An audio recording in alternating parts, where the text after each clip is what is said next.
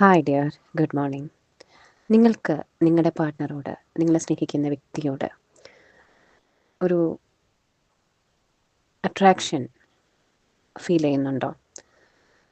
അത് ഒരു physical attraction ആയിരിക്കാം, അല്ലെങ്കിൽ ഏതെങ്കിലും തരത്തിലുള്ള, അതായത് ആ ഒരു വ്യക്തി നിങ്ങളോടൊപ്പം ഉണ്ടായാലേ നിങ്ങൾക്ക് ഒരു സന്തോഷമുള്ളൂ എന്നുള്ള രീതിയിൽ ഉള്ള ഒരു അഡിക്ഷനാണോ?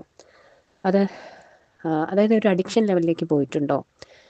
അതല്ലെങ്കിൽ മറ്റൊരു തരത്തിൽ നിങ്ങൾ സാമ്പത്തികമായിട്ടോ മറ്റും അവരുമായിട്ട് അവരെ ആശ്രയിച്ചാണോ നിൽക്കുന്നത്? അല്ലെങ്കിൽ അത്തരത്തിൽ നിങ്ങൾ അവരിൽ നിന്നൊരു സഹായം ആഗ്രഹിക്കുന്നുണ്ടോ? അങ്ങനെയൊക്കെ, അതായത് റോങ് അഡിക്ഷൻസ് ആയിട്ടാണ് കാണുന്നത്. നമ്മളൊരു പാർട്ണർ എന്ന് പറയുമ്പോൾ ഈക്വൽ ലവ് ആൻഡ് റെസ്പെക്റ്റ് എന്നതിലുപരി ആ ഒരു വ്യക്തിയോടുള്ള അമിതമായ സ്നേഹമോ ആഗ്രഹമോ അല്ലെങ്കിൽ മറ്റ് ഫിസിക്കൽ നീഡ്സിന് വേണ്ടിയിട്ട്, കാശിന് വേണ്ടിയിട്ട് അങ്ങനെയൊക്കെയുള്ളൊരു സ്നേഹം, അങ്ങനെ എന്തെങ്കിലും ഉണ്ടോ?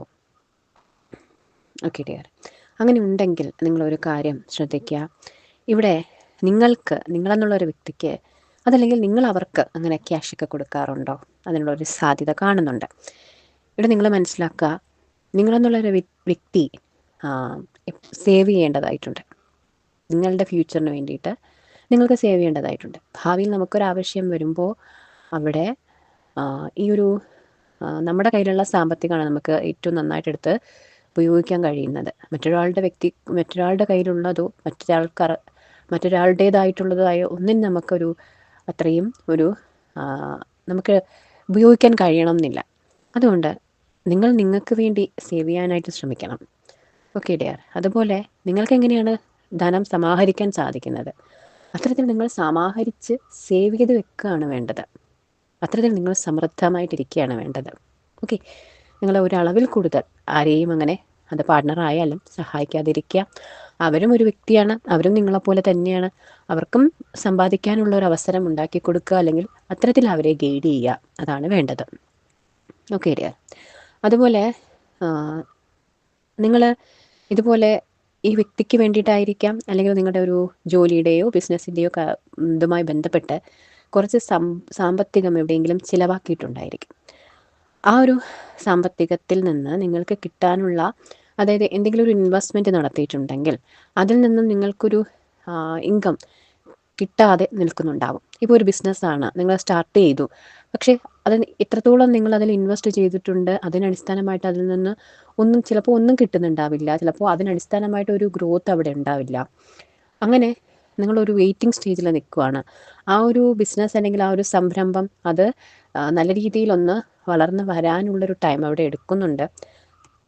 അതുപോലെ നിങ്ങൾ എവിടെയെങ്കിലും ഇൻവെസ്റ്റ് ചെയ്തിട്ടുണ്ടെങ്കിൽ ചിലപ്പോൾ ആ ക്യാഷ് എടുക്കാൻ പറ്റാത്ത രീതിയിലോ എവിടെ നിന്നെങ്കിലും നിങ്ങൾക്ക് പണം ലഭിക്കേണ്ട സ്ഥലങ്ങളിൽ നിന്ന് ലഭിക്കാത്തൊരു അവസ്ഥ ഇന്നത്തെ ദിവസം ഉണ്ടായേക്കാം. അപ്പോൾ അത് നിങ്ങൾ മനസ്സിലാക്കുക. പ്രത്യേകിച്ച് ഇന്നത്തെ ദിവസം നിങ്ങളങ്ങനെ ഇൻവെസ്റ്റ്മെൻറ്റ്സ് എന്തെങ്കിലും ചെയ്യാൻ ആഗ്രഹിക്കുന്നെങ്കിൽ അത് ഒഴിവാക്കുക. അത് കൃത്യമായിട്ടും മനസ്സിലാക്കി മാത്രം ചെയ്യാനായിട്ട് ശ്രദ്ധിക്കുക. എന്തെങ്കിലും അത് അവിടെ ആർക്കെങ്കിലും കൊടുക്കാനോ അങ്ങനെ എന്തെങ്കിലും നിങ്ങൾ ആഗ്രഹിക്കുന്നുണ്ടെങ്കിൽ അവിടെ ഒന്ന് ആലോചിച്ചിട്ട് മാത്രം ഒന്ന് ചെയ്യുക. പ്രത്യേകിച്ച് ഇന്നത്തെ ദിവസം അത് ചെയ്യാതിരിക്കുക. ചിലപ്പോൾ ഇന്നത്തെ ദിവസം നിങ്ങളൊരു ആവേശത്തിൽ ചിലപ്പോൾ ചെയ്തു പോവുമായിരിക്കാം. കൃത്യമായിട്ട് ആലോചിച്ച് കാര്യങ്ങൾ മനസ്സിലാക്കുമ്പോൾ നിങ്ങൾക്ക് ചിലപ്പോൾ അത് നിങ്ങളുടെ ഡിസിഷൻ മാറിയേക്കാം.